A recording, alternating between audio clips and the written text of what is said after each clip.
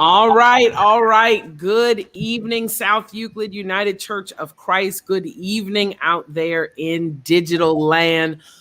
Welcome to the final installment, at least this time around, of Echo. Echo is the series that we are providing here at South Euclid United Church of Christ as we talk to kind of echo Sunday sermon. We've been preaching through a sermon series on anxiety entitled Juggle the Struggle, Thriving in the Age of Anxiety. And because this is such a critical topic and we wanted to be great stewards of this subject, we felt it really important that after preaching on Sunday to have this dialogue and discussion. Probably had we been in regular church, we simply would have just had counselors available on hand at the end of every service, but trying to think outside the box, trying to be creative in these COVID streets. Tonight, we bring to you Echo. The last couple of weeks, if you've been following our discussion, has been one that is indeed lively. We started off at the top with Reverend Raquel Gill, my baby sister in ministry, and talked about why churches historically have been so resistant to counseling beyond pastoral counseling with just the senior pastor. And then we moved into a conversation with Reverend Gina Moore, powerful, still resonating with me, on depression and the Bible, looking very closely at how depression manifests. And we talked a lot about what it means to be whole. And so there was a deep conversation. Then we moved from that theological basis into real life praxis with my brother and our great friend here at South Euclid, Archie Green. Archie is a mental health advocate and talked about his own story, his own struggle with anxiety, depression, and certainly as a person of faith. Then we moved into me bringing in my therapist. I kept telling y'all I got a therapist, Dr. Josephine Ridley, who has been helping me the last 9 years to navigate this thing called life and ministry. She specializes in anxiety. And we got to understand, which will be helpful even as we discuss tonight, the wide range of breadth and depth of anxiety. There are no neatly checked boxes here. And we'll give you our disclaimer in a minute so that you're mindful of those. And then last week, we had with us Eric King, talk to us about the mental health of boys and men. While we were looking at everybody, our specificity was to Black men. We had a phenomenal time. And so we did the brothers, we did the bros. And so tonight I've got my soror, Dr. Tyffani Dent with us. We're going to look at the mental health of girls and of women. We're so thankful Dr. Dent is with us. She just is a shining bright star. She's written books, she teaches seminars, she consults, she gets everybody and their edges together. And so we are excited to have her with us tonight, as women and girls, African American in particular, are her specialty, and also one who deals with mental health in the midst of national crisis, which in fact, many of you know, we are currently facing. And so tonight, we're going to jump in. So if you are with us on Facebook or on YouTube, would you like, click, share, subscribe, follow, do all that stuff that they tell me I'm supposed to tell y'all to do. Call your friend, call your girlfriend. This would be a great, if you're going to hang out with your girls tomorrow night, loop them into this. You can continue that conversation over a glass of wine or however you flow in your house. Amen. Praise the Lord, saints. But be with us tonight. We always remind you, listen, this is for to bring value to your life. We're sharing from knowledge, from experience, but you should always consult your doctor. You should always consult your healthcare provider. You should always, always, always do that in conversation, because we're just here tonight sharing as two women what our experiences are. Amen. Well, Dr. Dent. Hello. Welcome, welcome, welcome, welcome, welcome. Thank you for having me. I appreciate it. Thank you. Is there anything else? I mean, I gave you a little introduction. Your bio is long, your CV is extensive, but is there anything else you'd like the people to know about you that perhaps I did not mention? I don't think so. I think you did an amazing job. I love it. Thank you. Amen. Very good. Very good. Very good. So again, shout out to all of our folks who are watching. So although this is I think this is our sixth or seventh conversation. But I want to begin tonight with the same question I've asked every person that we've had on. Dr. Dent, I think you tell us where you grew up. I don't think it was in Cleveland, right? Like a little maybe smaller town. No? A lot smaller. Okay. Okay. I grew up in Lima, Ohio. Okay, Lima, good old Lima. Okay, so shout out to Chanel and her people. So tell us about growing up in Lima, your family system, whatever that looked like. Did y'all know about counseling? Did you talk about counseling? Was that something that you explored? We just want to kind of hear your journey of where this came to be in your life and as a trusted method. I assume not only as you extend it to others, but seemingly as you explore it yourself. I think like most Black families, counseling was not something you talked about. Even the idea of mental health was not something that you addressed. If anything, it was, they're touched. Defined behaviors that later on you realize as you grow up that people were depressed, they had anxiety, but we would just talk about the behavior, but not actually name what was going on. I think the first time that I actually encountered counseling was when I was in middle school and was sent to counseling. That lasted one session. Because I think one of the things, it was not viewed as valuable. And the process of what counseling is, that it's supposed to be this space where as a parent, you know what you need to know for safety of your child, but it also has to be a place where they can be vulnerable.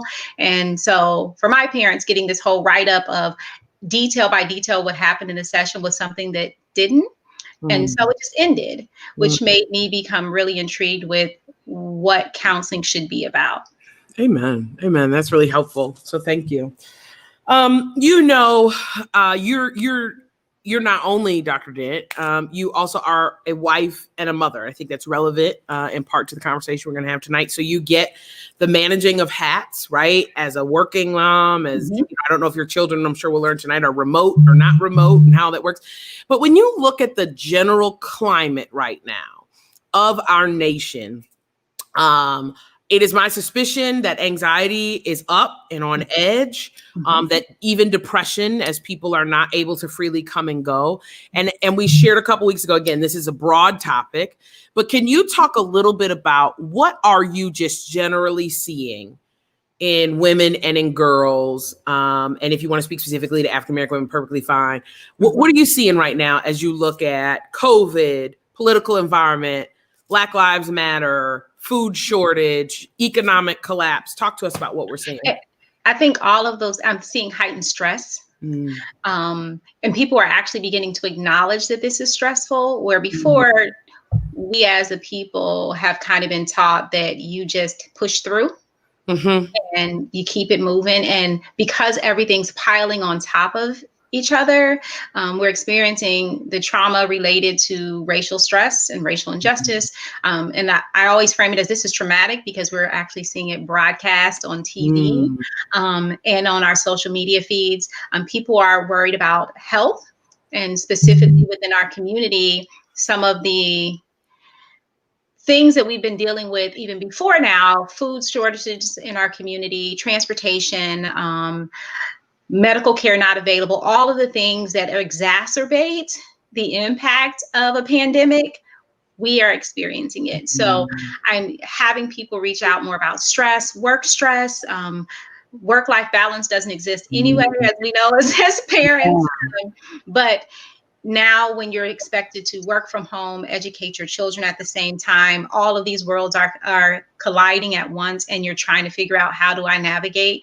And then a lot of our outlets are gone. Like you said, like I can go and I'm going to get away. I'm going to go on vacation. I'm going to do self-care and go get my nails done. I'm going to go to brunch with my friends. I'm going to do all of these things to try to manage this. And a lot of those aren't available right now.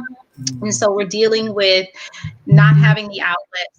Different stressors that we're used to having one at a time are now happening all at the same time. So, and we're also seeing for those who are already experiencing issues with depression, this is also some of the things that you do. We know that behaviorally, you'll be asked to exercise more. You'll be asked to not isolate yourself. And those things are not available. Your gyms are closed. Isolating yourself is what we're being told to do.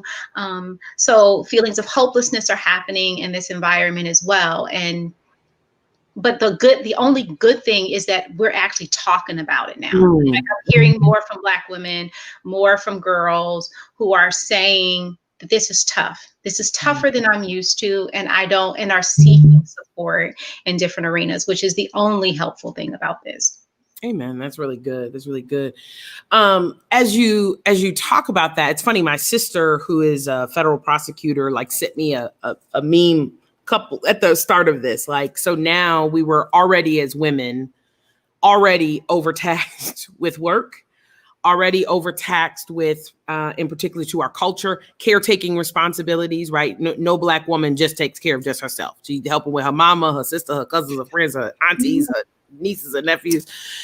And you put homeschooling on top of this, right? That now I've got to manage all of that and whatever my other responsibilities are. I mean, it's interesting too, because prior to all of this, there were more and more articles emerging about how women were already working almost triple time to men when you put in all of those responsibilities, right?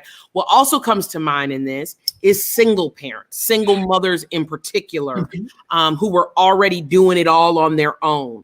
What are we seeing? Are you seeing anything extra in single mothers, or is it just all, it don't matter if you got help or not? It's just, I think it always matters the less help you have. I think we do know that in society, for women who are in heterosexual relationships specifically, the distribution of labor is not equitable by any stretch of the imagination. So you're already doing more. But when we're looking at single mothers specifically who have always been doing it, a lot often by themselves, at least on a daily basis in their household, even those supports that you relied on where you may switch off with another parent in these days of COVID, it's, do we take the risk of now doing that switch off if we're trying to maintain our children in the home? So even those other outside supports that you had are not as readily available to you. And again, those outlets, we are people and we are social animals. We need connection. And so now we're even, as a single parent, you're even more isolated because you're at home with your children. And especially when you're trying to follow these guidelines that have been set up for us. So you can't switch your children off with other people. You can't get much of a break. If you had older parents that before took care of your kids, you're now worried for them because of exposure. And we know the rate of actually causing more harm is more so when you're elderly. So that becomes an issue as well. Yeah. Okay. This is good. So let's kind of start off with girls and we'll just kind of work our way up.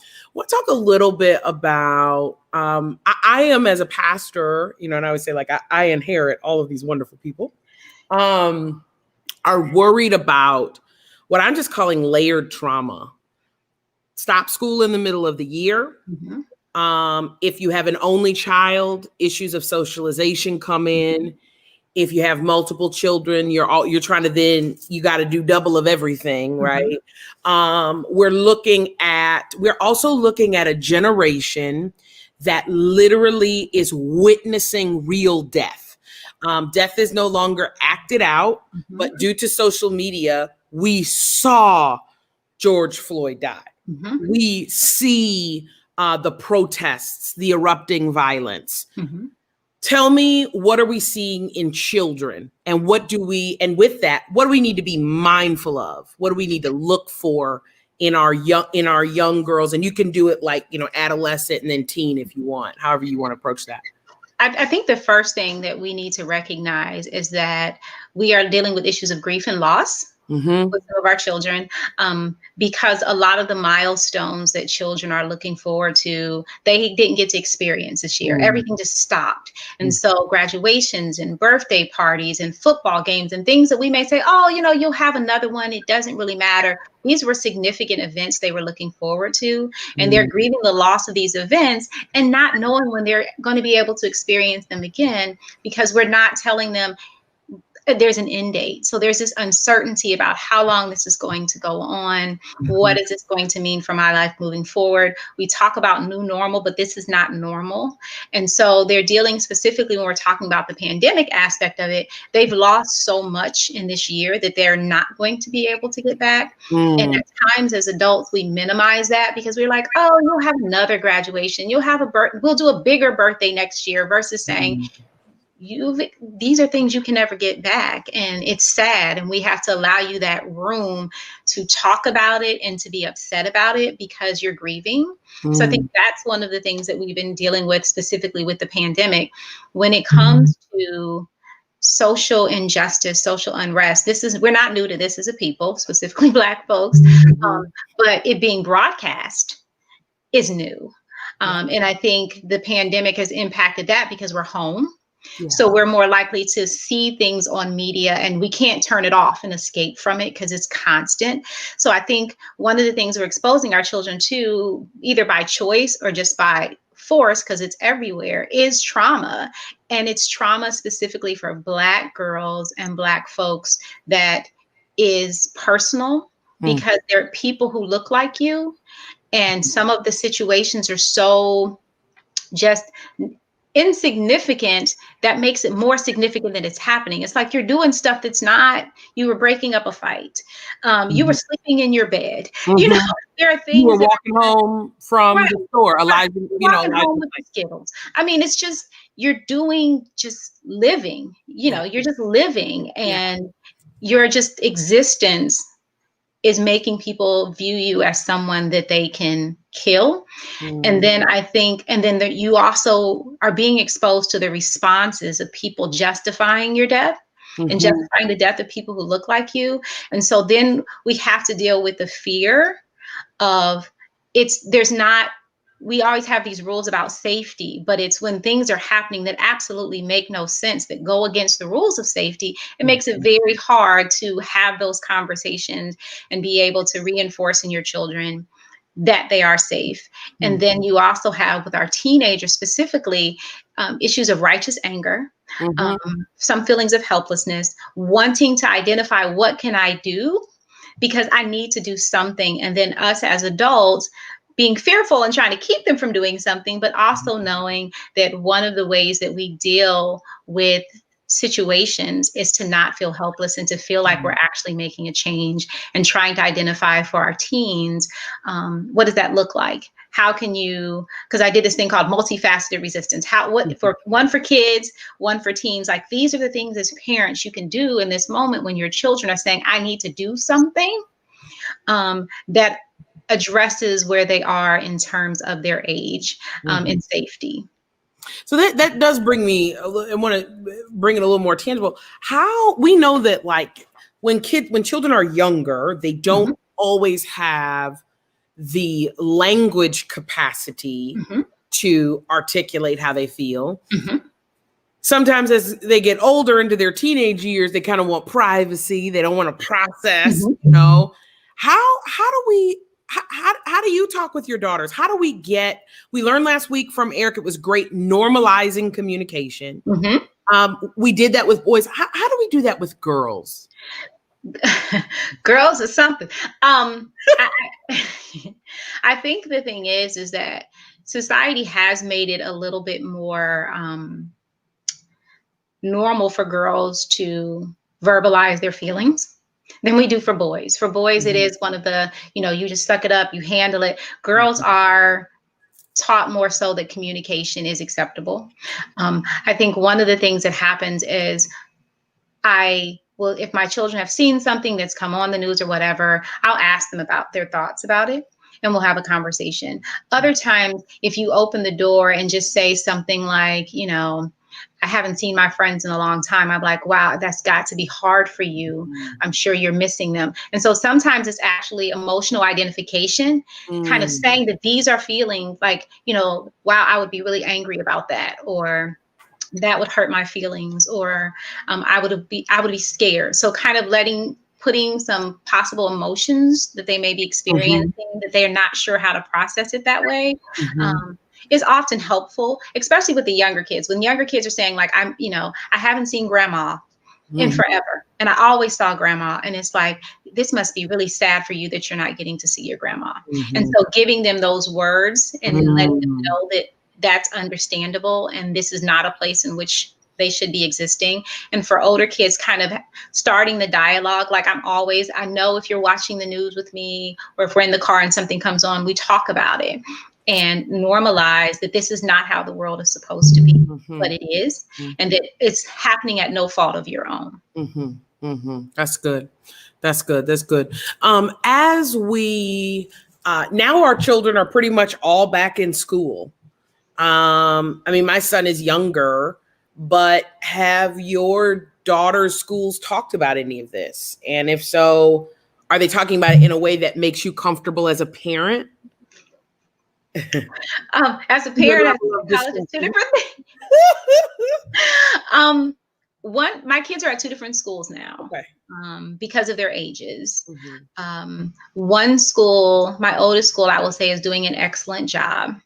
They have had statements and conversations about racial injustice, about the murders of Breonna Taylor. She goes to an all-girl school, so of course they're talking about Breonna Taylor, where we don't really hear her name as much, and making space for that. They're also making space for just what this looks like in terms of stress and COVID. They're making their therapist available online for one-on-ones. So they're doing a lot of really good work. My youngest daughter's school is a religious school. And at times, we know, depending upon how the church, that particular entity, processes what's happening in the world, impacts how much they deal with it. So it's more mask and, social distance, but not the stress of this situation. Not even like they're doing the full uniform. You must be in your full uniform. Where the oldest daughter's school, they ended up saying, you know what, this is hard enough. Don't be in your pajamas. That's all we ask, because this is different and this is hard, and we are not trying to make this more difficult. So the responses have been very different. One has been very much informed by their mental health team. The other one has been more not really responsive, and that one. So I process more with the younger one because no one's processing it with her. That's helpful. That's helpful. And it's good actually for us to hear, maybe not so much as a parent, but good for us to hear, that even within the same home, different children, two different schools, dealing with two different ways. And even the notion of, depending on if you have multiple children at home, you being a parent who's in tune with what they are and are not discussing, so that you can fill in the gaps. And I think that leads us to that important piece as parents. Part of our job as African-American parents in general, but I think particularly if our children attend a predominantly white school, is to fill in those gaps, gaps in the education of who we are as African Americans, the gaps in the education around cultural differences, right? I grew up in Pepper Pike. So, what my white friends did, my mother made very clear. You're not going to be doing that, right? So we get that. But talk to us about filling in emotional gaps. I hear you in terms of, talking to that one child more. Should we at some point maybe approach the school about that? Should we just keep that at home? What's your wisdom and thought on that piece? Well, my husband says I'm not allowed to approach the school no more. Okay. I was like, we're not gonna let you approach the school no more. Okay. I think at times I have, and that's why my husband says no. Okay.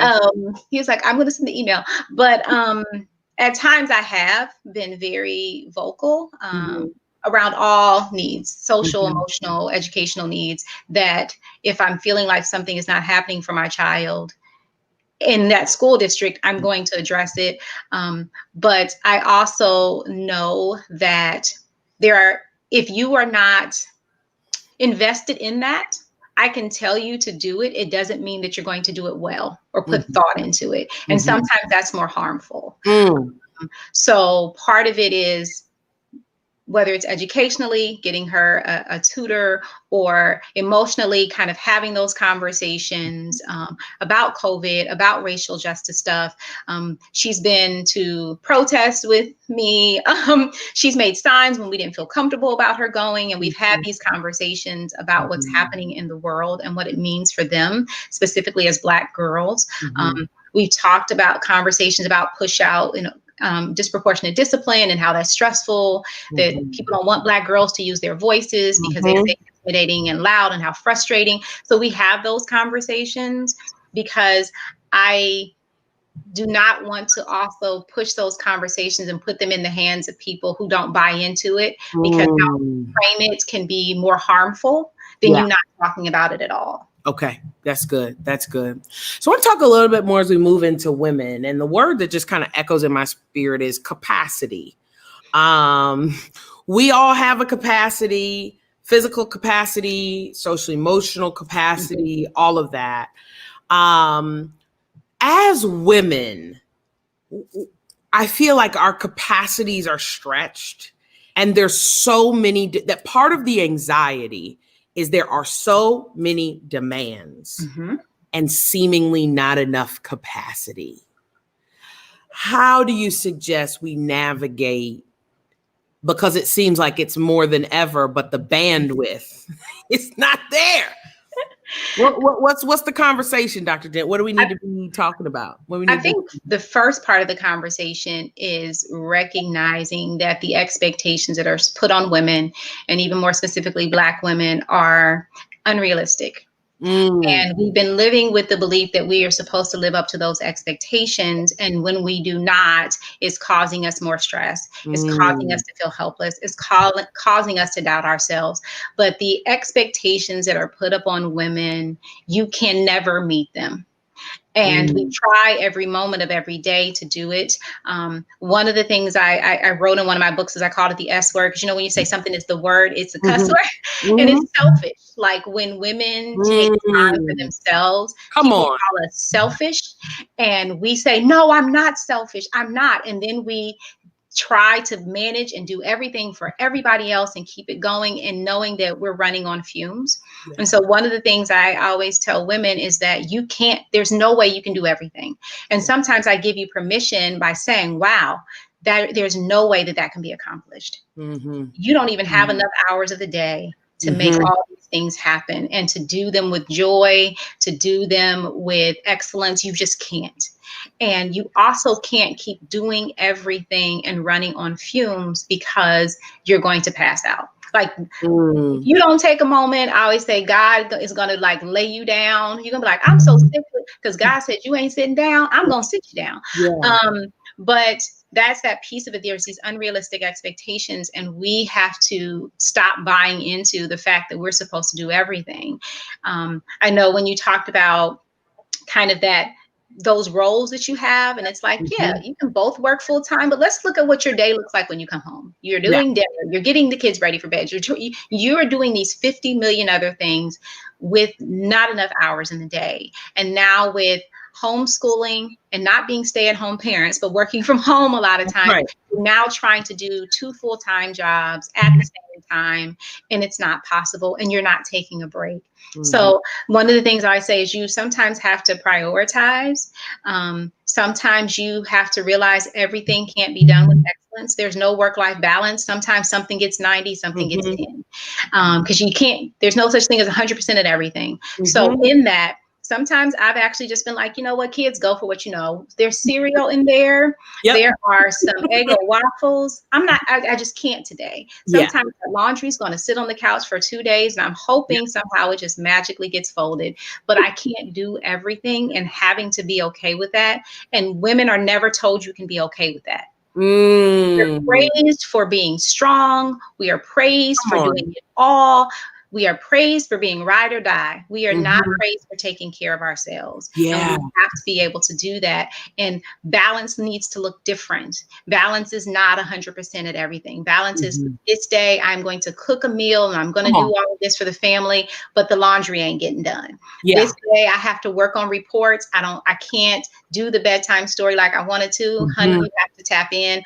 Or unfortunately, they have bedtime stories that you can view online. Yeah. I'm just going to play this. It's okay. And we have to be okay with redefining balance, not allowing ourselves to fall into unrealistic expectations. And every now and then, being selfish is not a cuss word. It's the only way that you're going to be able to continue to survive. That's good. Because one of the things as you were talking, I thought about was like Claire Huxtable, right? Like growing up, come on, your face. Claire Huxtable was this, I always noticed, lawyer by day, raising 5 kids, married to Heathcliff, never had rollers in her hair at night. Makeup was always right there, speaking English, speaking Spanish, always had the right words, the right wisdom. And the other piece became, and I'll speak for my home, I think that was also like hey, you better raise the bar to my own mother. And then those, in this book that I'm reading, Mastery of Self, he calls them domestications, and that they are that we are taught these, and he's talking about not just in the home, like all across, like these domestications of what is right, what is wrong. You're talking about this, the expectations of what women should do. You need to cook, you need to do all of this. And he relates that to unconditional love versus conditional love. And I guess it's coming up for me because I'm reading the chapter right now on we sometimes put failure on ourselves when we do not meet the social domestications, the social expectations that a character, not a real person, a character. And I'm afraid that we're killing ourselves as Black women by living up to unrealistic expectations. How do we be gracious with ourselves? I hear you. You're right. Like comes a point. I can't do it all. And I've had to grow into telling Mr. Jenkins, you're gonna have to do that laundry. That's what's gonna have to happen. Like I'm not sleeping one more night on the couch because I done worked a 12-hour day. This was early on in our marriage, not now. And now I'm gonna be up all night going back and forth to do the laundry. But you have to recognize that this is not healthy. I guess that's the first question. How do we recognize these unhealthy practices that are contributing? And then how do we learn to voice our no? Because no is almost a cuss word in Black culture. You just said it. If I say I need some me time, that's selfish. How do we recognize that? How do we get the courage to see that? Does that only come in counseling? Does that come in other ways? I don't know. I think the first part is sometimes the recognition, unfortunately, comes when there's a full breakdown of everything, where you just start finding out that nothing in your life is working because you're trying to do everything and everything is now sloppy. My Lord. No, you're talking right. You're talking right. And so then you begin to realize that you're not functioning anymore, that you're not holding it together. And unfortunately, that's usually when we figure it out. It's when there's some major breakdown where we end up not finishing that project for work and we get written up, or, we get called into the teacher or to the principal because our child's work isn't being done. Or, your partner ends up making some comment to you that hurts your feelings and you're like about what you used to do and now you're not doing. So a lot of times it comes from impact of our failure to really be able to manage stuff that's unrealistic to try to manage in the first place.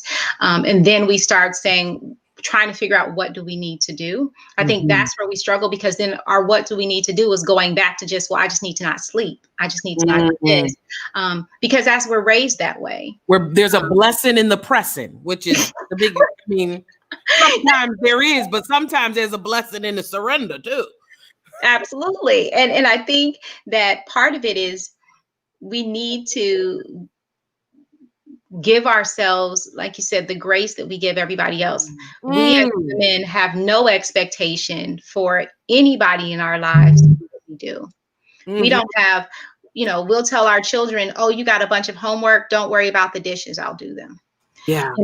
Our partner is working on a big project for work. We're going to pick up dinner, or I'm going to cook, or whatever the case may be. We give so much grace to everybody else. And so sometimes we just need to begin to treat ourselves like we treat our children and our partners. Yeah. If they're not meeting that, what would we say to them? We would say, well, dinner ain't being cooked tonight. It's okay. I don't need you to do this for me. But we don't, as women, give ourselves grace. We are conditioned not to. We are Mm. praised when we don't. Yeah. We are denigrated when we do.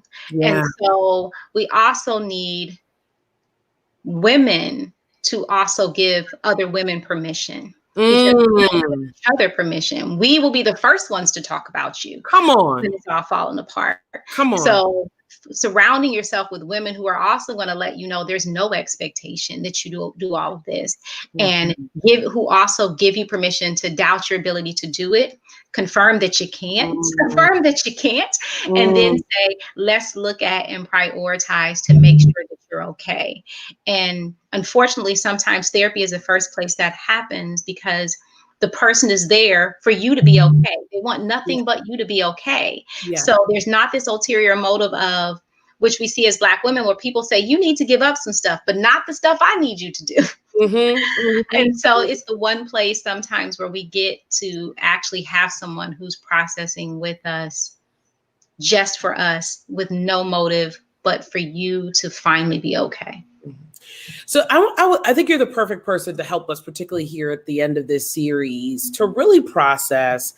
Different counselors have different approaches, different methodologies, right, that they approach with. But we historically, as Black people, have been very resistant to counseling. One of the things I hear is, I don't want my business in the street. And I'm like, girl, these are professionals. There is HIPAA. Folks will lose their license. Will you talk to us about what are the protections that we get with the most basic counselor or psychologist that we go to see? What can we basically expect to happen and to take place?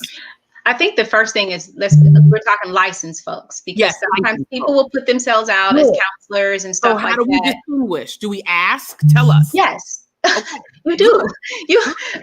Are you a licensed professional counselor? Are you a licensed social worker? Are you a licensed psychologist? Because people say stuff like, I'm a behavioral specialist, I'm a this, and there's not. The licensed folks are governed by ethical requirements and boards that you can report us to, and we can lose that license if we do not adhere to those standards. So one of the things, you always want to make sure the person is licensed. But as licensed individuals, we are required to keep confidentiality. Anything that we can't keep confidential, we are supposed to disclose to you in that first time we meet you. I keep your business, except in these circumstances. Yeah. The first one is, of course, if you give me a release of information to allow me to release your information, and we're clear on what I'm releasing, that's you giving me permission, which you can take away at any point in time. We also have to tell you that. And we also have to give you the limits to confidentiality. And we will tell you that in the beginning. I'm one of those therapists that also feels like, if we've been seeing each other for a while, and I feel you're going into an area that may be a limit to confidentiality, I'm going to say, hey, let's review this again. Before we move forward. But no, if I've had people where your spouse, when I was doing therapy in one city, spouse called, I just want to know if Timmy is seeing you. I'm sorry, and you are, and then I go into, let me explain to you. I don't even acknowledge if I've even seen the person. I then explain the rules. Good.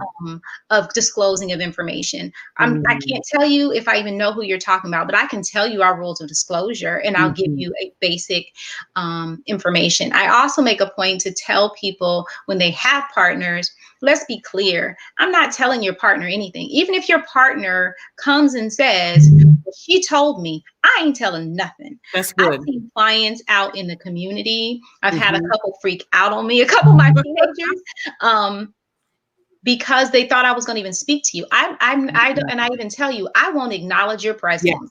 Yeah. If you come up to me and say, hey, Dr. Dent, I'll respond. But me speaking to you and starting a conversation leaves you to have to explain to everybody how you know me and who I am. That's good. So we have those conversations, and I always encourage people to ask questions about, I don't want my business in the street. Let's talk about confidentiality and how that is not going to come from me. Let's talk about, even if we're at the same event, because that happens, especially when you're part of the Black community. I will, if we happen to be in a little group, I'm going to just say hi to everyone. But I also make a point to navigate myself away, not obviously, but just because you also deserve your space that doesn't include me.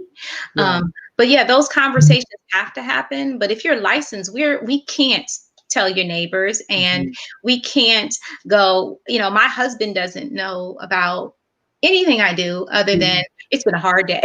Yeah. And that's because I respect, even in those moments at home, that people are entrusting you with something that's very difficult to talk about. They're being vulnerable. And in that vulnerability, you deserve to know that it's safe to be that. And licensed people, we ain't posting your business on social media. We're not going to have, after you left the session and you 5 minutes after you left the session, we go, this was a rough one. And if they are, that's a problem, but that is not our field. Yeah. Okay. That is really helpful, because I think, like I said, that there just really is a misconception. And also that I want to clarify, you're not in there talking to your girlfriend.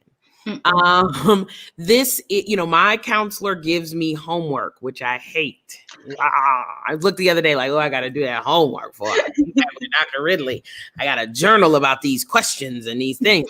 But it's true. And I want people to get, it's not even a paid venting session, although you may need to get some things out. It's not a girlfriend's, hey girl, what you think? I think the other thing people get confused about often is my counselor didn't tell me what to do. A lot of people think counseling is somebody just telling you what to do rather than digging under, what do you feel you should do, or what are you called to do? And so I'm really glad that you shared that. I want to add those two pieces in, because those are recurring things that I hear from women. Let me ask this question, and then I want to get into some of the questions that are coming in from those who are watching. Do you find, and I have no clue about this, that as women get older, that they are more resistant? Do you find that younger generations are more open to counseling, older generations are not? Or is that just the perception I have that is not necessarily true? Because I don't know. I think the current generation is more open, because we have made it normal to express your feelings, to talk about counseling as an option. So I find that in this 20-something group, they are a little bit more open about, and I see a therapist, and I got to get off because I got to go to therapy. They seem to be a little bit more open. I am finding that more professional women are becoming more open to it as well. And those are like the groups I see it the most, not just women who are in their 40s, but women who are heads, have reached this certain level in their careers, who are now becoming more open to it. Like, I got to go get my pedicure, then I got to go see my therapist, that it's all self-care, and they're beginning to frame it as self-care. And the younger generation looks at it as a resource, and they're more open to having a conversation. Yeah, that was something we dealt with last week, as we talked about how typically it can be more difficult for people to ask for help the higher they climb in their career.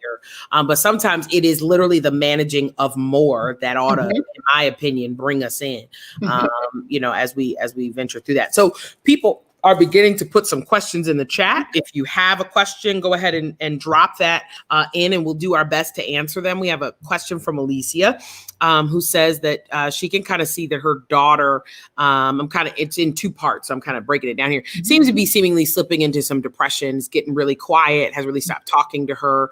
And she just said, hey, I want to help my daughter, but how do I help another woman who may be slipping into depression and does not know it? And I think it's an adult daughter, by the way, not a. Okay. I think one of the things is saying what you see, because sometimes, because we've been taught to push through and that you only have what you can bear, that we think we're managing and we're handling it. And so sometimes it takes someone to actually just have that conversation. Like, I'm seeing these things in you. I know you're not okay. I think sometimes we'll do that. Let me know if you need anything. And we're not going to let you know. Or we say, are you okay? In our natural reaction, we always know is to say, yeah, I'm great.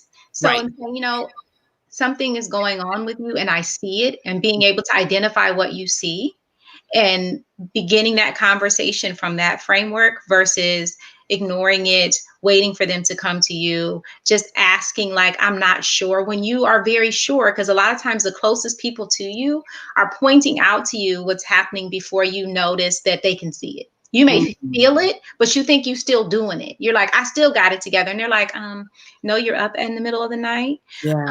You're not eating like you used to. You know, they start pointing out these things to you where you're thinking that no one's noticing. And so sometimes it takes those close to you to have that conversation.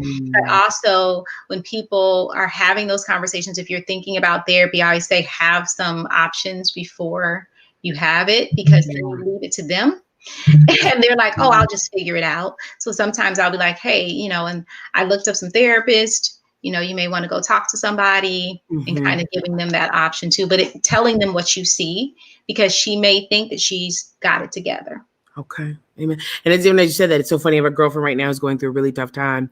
And I promised myself I would not say, how are you doing? It's a dumb question. Like, I know they say there's no dumb questions. No, it's a dumb question. Like, I'm going through the valley of the shadow of death. I'm not doing great, you know, and so there are other ways that we can do that. And so thank you for that. The next question is, I have been a caregiver for the last 6 years, and I feel guilty doing for myself. What could I do to normalize self-care while being a caretaker? I think one of the things is that it becomes a part of your routine, just like the care that you're giving to the person you're caring for. So if it's on Tuesday, I take them to, we'll say, physical therapy, I'm going to take my phone with me and I'm going to binge watch something while they're in physical therapy.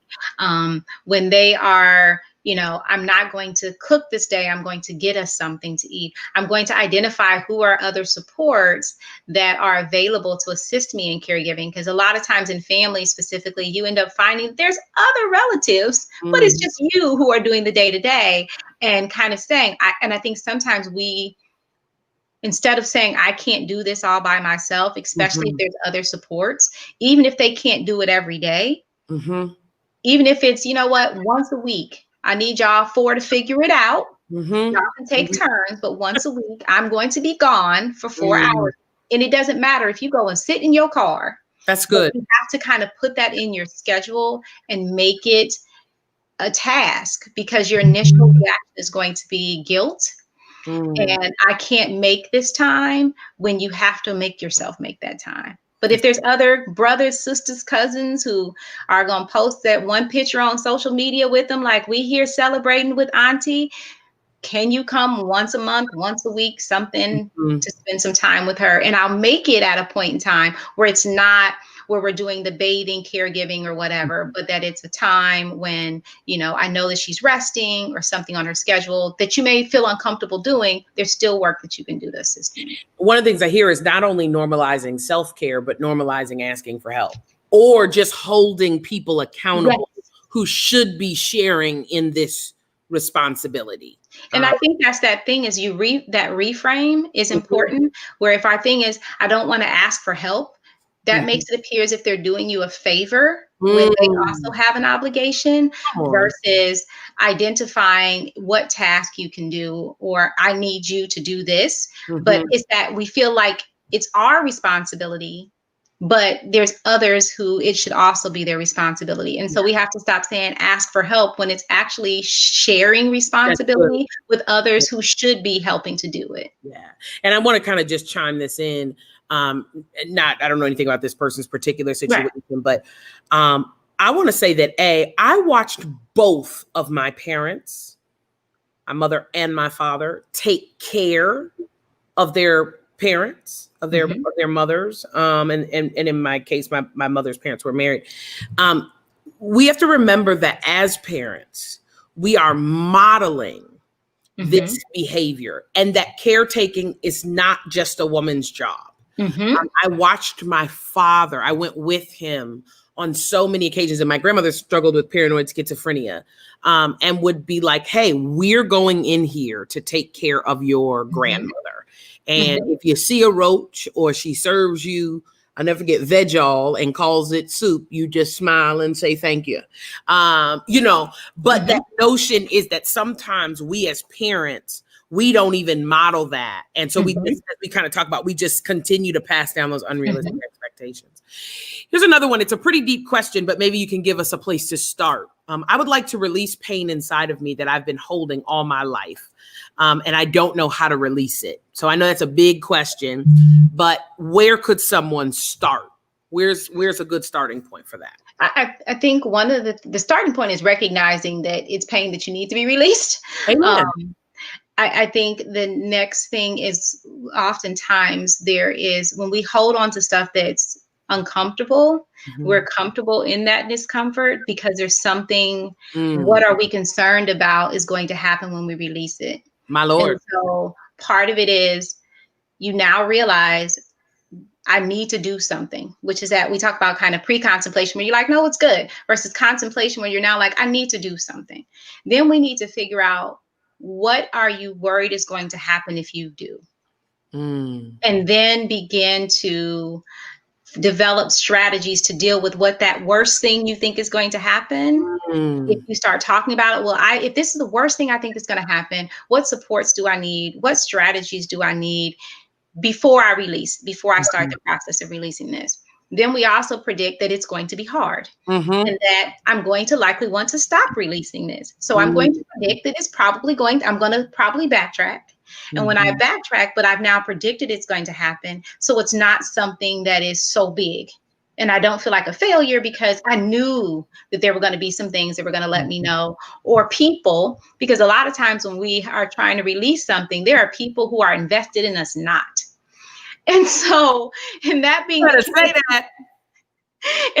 the case, it's, if I know that I start to release this and there's going to be some people who are going to be invested in me not, who can I rely on for support to counteract the pushback that I'm going to experience. So I think that that's the thing, is you recognize it, you look at what you're fearing is going to be the worst outcome, prepare yourself for that with strategies, with people, predict that you're likely going to have pushback from it, and who are going to be your supports, who are going to hold you down against that pushback. Yeah. And I think too, on a personal note, like this is where, I shared last week, like I've been in counseling for 9 years. And I feel like Dr. Ridley and I are like really getting into the stuff now, like all the stuff that's uncomfortable and make you got to walk with for a couple of weeks, and your childhood and your adulthood, and why you're repeating cycles and why you're tolerating the same stuff. So the other piece is I want to potentially say to this person is there is the release, but the healing comes with the processing. Absolutely. The release is ripping the Band-Aid off. This is, getting it out or however that, but there's a difference between release and healing. Yes. And ultimately what we want is that healing. So we start with the release, but we want to get to a place where pain doesn't become poison. pain moves us in a stronger direction.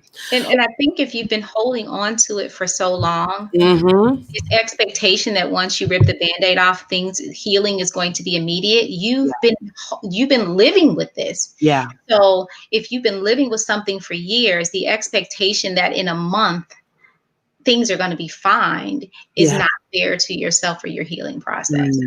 True. One last question here.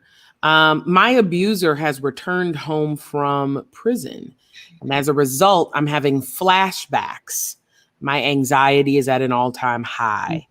How do I reduce my anxiety? I guess I think one of the things is I'm not sure in terms of when we're saying back home, if you mean back into the home or you mean back into the community, as in terms of home. I'm fearful it means community. Okay. But we don't know, but let's just assume it's community. Okay. We're praying that it's the case. Right. I think if the person is returning to your home community, I think one of the things I often tell people, especially survivors of abuse, even if you have been in counseling, we're fine, going back is okay. They did say into community. They did clarify. Into community. Good. That going back is okay, because there will be points in time that may increase the stress, and your abuser being released back to the community is definitely one of those. So whether you were in counseling before or have not, or not, this may be a time to also seek counseling. I think identifying who are the people around you who are a safety net for you, and kind of talking to them about what does this look like, because we also don't want you to now isolate yourself and say, I am now trapped in my home because I don't want to run across this person. So we don't want you to get back to isolating yourself. You may need to request a protective order if that's something that you feel you need. If they're on papers, you can always kind of make that one of the request that be one of their conditions, that they're not in the same space as you, but also understanding that this is not unexpected for you to have heightened fear. Post-traumatic stress disorder is real. A lot of times we are hypervigilant anyway, even when the person who's caused the trauma is not around, and now they are. So kind of experiencing those symptoms again is not uncommon.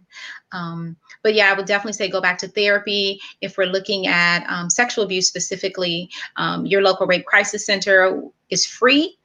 They will also get an advocate to work with you if you're concerned about your actual physical safety, that they're going to come and do something to harm you again, versus your emotional safety. They will help you through that process as well. But it's not uncommon for you to begin to feel this heightened sense of anxiety and fear, and sometimes even anger, because that person is back out and you feel that they didn't need to be. Thank you so much. You have just really blessed us tonight. Would y'all just help me clap it up? Give me your virtual claps, your emoji claps. Dr. Dent, we're so thankful that you would join us tonight. What a blessing. And I just really am thankful that you gave us tangible things that we can walk away with and apply. Let me give you a couple quick church announcements. Amen. It ain't a good Thursday night if you ain't got no church announcements. All right. So we want to remind you, first of all, that the Justice Ministry is launching its Elections Matter, You Matter vote campaign. You can prepare to vote early now. And this month, the Justice Ministry is willing to assist you with that. If you need a vote by mail ballot application, or want the Justice team to deliver your ballot application to the Board of Elections, you can come to the church on Tuesday, the 15th. That's next week, Tuesday the 22nd or Tuesday the 29th from 4 to 6, and they'll be here. And then you can also come on Sunday the 20th or Sunday the 27th and collect those from 2 to 3:30. They'll be here. We are having souls to the polls. We are, there are restrictions around delivering ballots on behalf of people. But anyway, we have souls to the polls, I believe October 11th and October 18th. Don't hold me on that. We'll let you know for sure. But we really want you to consider meeting us down there, where our goal is to get no less than 400 adults from South Euclid United Church of Christ to vote early in the upcoming election. So if you want to vote with us, we will meet you down at the Board of Election on those Sundays after worship. And then we want to remind you that coming up is our outdoor worship experience. I'm going to throw up the banner right here. Let me remind you how this works.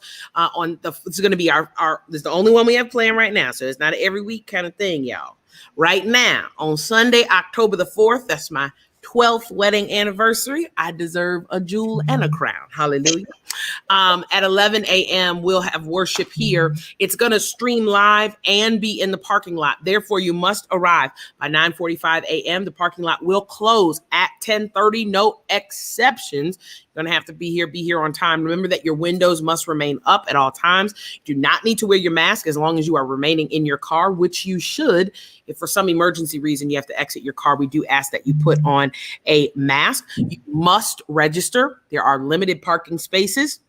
The link is on the screen. The numbers are going up on the registration, y'all. I believe in the next week or so, it is going to fill up and fill out. And so we invite you to come and to be with us.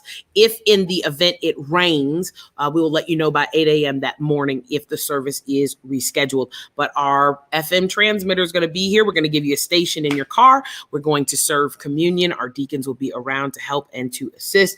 And we are just excited to worship with you on October the 4th, whether that is in our parking lot or that is online. These have been your church announcements. Don't forget, young people, register for the upcoming youth worship experiences. All you need to do, you or your parents, send an email to youth@southeucliducc.org, and we will register your child. Just let us know what grade and what age they are in, and we'll let you know when and where and how they meet.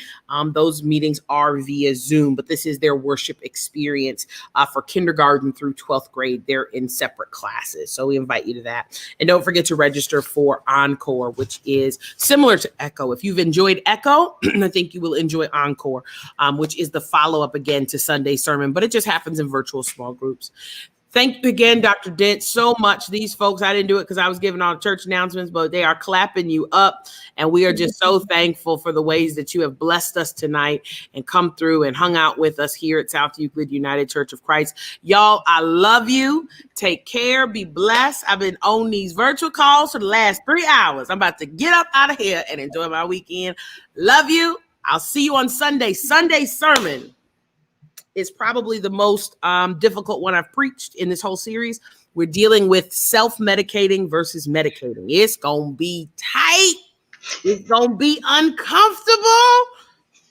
And we all self-medicating in these COVID streets, but we going to talk about how to do it right. Hallelujah to Jesus. So come on and join us Sunday morning, 11 o'clock a.m. I would love to be with you and to speak into your life. I love you. Take care. Be blessed. And we'll see you next time. Bye-bye.